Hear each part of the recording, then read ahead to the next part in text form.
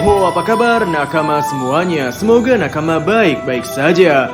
Pada review kemarin kami mengatakan bahwa di chapter 1048 ini Eiichiro Oda begitu menekankan tentang api. Mulai dari Orochi yang mati dalam kondisi terbakar ataupun Kaido yang berubah menjadi naga api. Di review tersebut kami juga menjabarkan betapa Eiichiro Oda menekankan konsep api dalam arc Wano Kuni. Sehingga hal yang akan kita bicarakan kali ini adalah mengenai detail konsep api pada arc Wano Kuni. Jadi, tanpa basa-basi lagi, langsung saja mari kita mulai.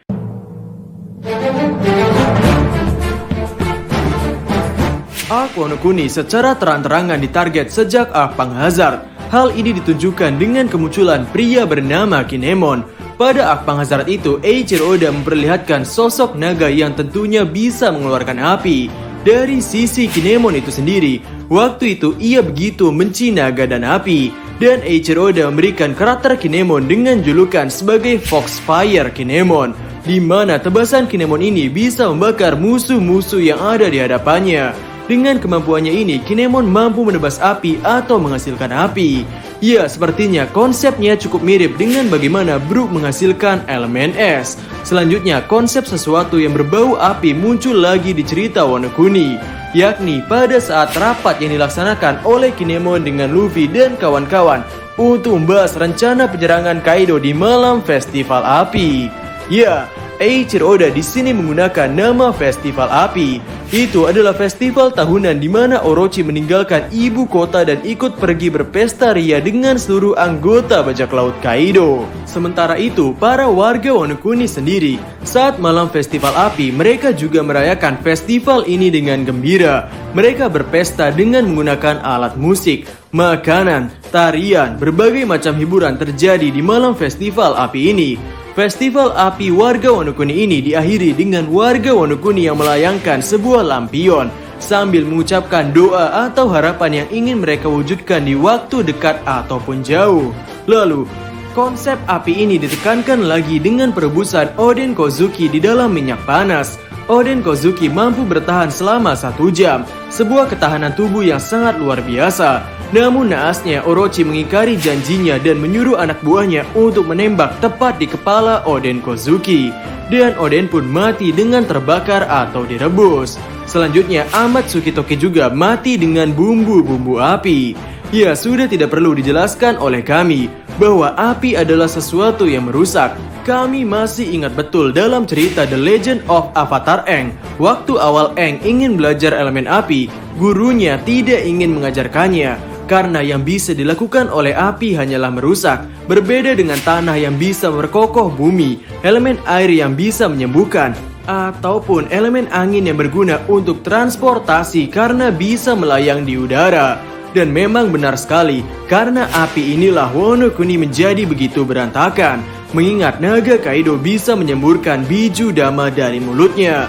Dalam arc Wano Kuni ini juga, kita diungkapkan salah satu ras yang telah lama menghilang dari sejarah. Ras yang konon bisa hidup dengan segala macam situasi dan kondisi.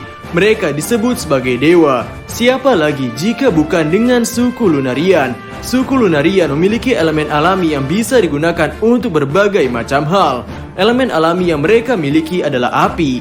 Api ini bukan hanya untuk menyerang, namun bisa juga untuk meregenerasi dan menghalau serangan musuh. Sejauh cerita ini berjalan, Lunarian atau King itu sendiri hanya menggunakan apinya untuk kepentingan pribadi. Selanjutnya, api yang melahap berbagai macam benda dan memporak-porandakan kondisi adalah api iblis Kazenbo dari Kanjuro. Api ini dibuat dengan nafas terakhir Kanjuro, teknik terakhir yang melahap hampir seluruh kastil Onigashima. Bahkan api ini sendiri melahap Yonko Big Mom yang sedang terjatuh dari tanah Onigashima. Harus diakui, api Kazenbo ini benar-benar merepotkan.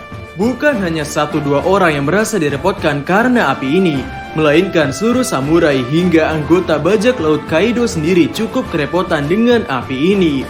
Jika bukan karena air dari Raizo, kemungkinan besar orang-orang yang ada di Onigashima mati karena terbakar. Contoh nyatanya adalah Orochi. Ia terkena dampak dari api Kazenbo Kanjuro yang mana membuat sekujur tubuhnya terbakar. Namun meski begitu, Orochi tidak langsung lenyap.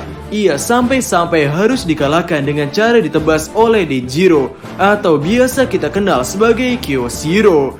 Dan kemudian konsep api dimunculkan lagi dengan Kaido yang membakar dirinya sendiri. Ia membuat sekujur tubuhnya terbakar. Entah apa yang dirasakan Kaido sekarang. Namun tangan Luffy yang menempel pada bagian tubuh Kaido itu membuat Luffy merasakan panas. Jadi sebetulnya, kenapa Oda begitu menekankan konsep api dalam cerita Wano Kuni? Ya, kembali lagi, ini adalah tema yang Oda pilih dalam menggembar-gemborkan pertarungan melawan Yonko. Jika pada Arc Marineford, kehancuran dari perang itu begitu terasa dari kekuatan gempa yang dihasilkan oleh Yonko Shirohige. Setiap serangannya membuat retak pijakan tanah, memisahkan pijakan yang satu dengan yang lain, dan bahkan menghancurkan bangunan juga. Sedangkan di Wano Kuni ini, Eiichiro Oda menggunakan elemen api untuk menunjukkan kehancuran yang terjadi selama perang berlangsung. Dan kekuatan naga sendiri identik dengan menyemburkan api. Luffy sang dewa matahari. Pada arc Wano Kuni, Eiichiro Oda mengungkapkan identitas buah setan sang tokoh utama, yakni Hitohitonomi model Sun God Nika. Ya, dengan buah setan ini membuat sosok Luffy sebagai karakter yang merepresentasikan dewa matahari Nika. Dan apakah matahari sama dengan api? Ketika kami mencari informasi tersebut di Google, ternyata matahari tidak sama dengan api. Matahari tidak terbuat dari api. Matahari sebagian besar terbuat dari hidrogen dan helium. Panas dan cahayanya berasal dari fusi nuklir. Sedangkan api biasa membutuhkan oksigen dan bahkan merupakan proses kimia biasa. Meski begitu, perbandingan panasnya api dengan matahari ini sangat terasa jauh. Jadi, kenapa Oda memunculkan karakter dengan konsep matahari setelah penggunaan konsep api dalam cerita Wano Kuni? Menurut kami, ini lebih menekankan antara Kaido dan Luffy. Kaido sebagai pembawa api, dan Luffy sebagai pembawa matahari. Ini adalah sebuah kiasan, di mana Kaido yang ia lakukan bukannya membawa kebahagiaan bagi orang-orang. Justru dengan api yang ia miliki itu membuat kerusakan di seluruh negeri Wano Kuni. Sedangkan Luffy dengan kiasan mataharinya itu akan membawa kehangatan, membawa kebahagiaan serta senyuman. Baik api dan matahari sama-sama menghasilkan panas, namun panas yang dihasilkan adalah berbeda. Jika dianalogikan, api bisa membakar baju yang sedang menggantung di jemuran, sedangkan matahari bisa mengeringkan baju yang sedang basah di jemuran. Baju yang sedang basah itu mirip seperti warga Wano Kuni yang selama 20 tahun ini hidup dengan penuh kesedihan dan kesengsaraan. Dan Luffy datang untuk membuat kesedihan itu berakhir. Sehingga itu saja video untuk hari ini. Bagaimana menurut nakama semuanya? Jadi, kami Diskusope dan terima kasih banyak.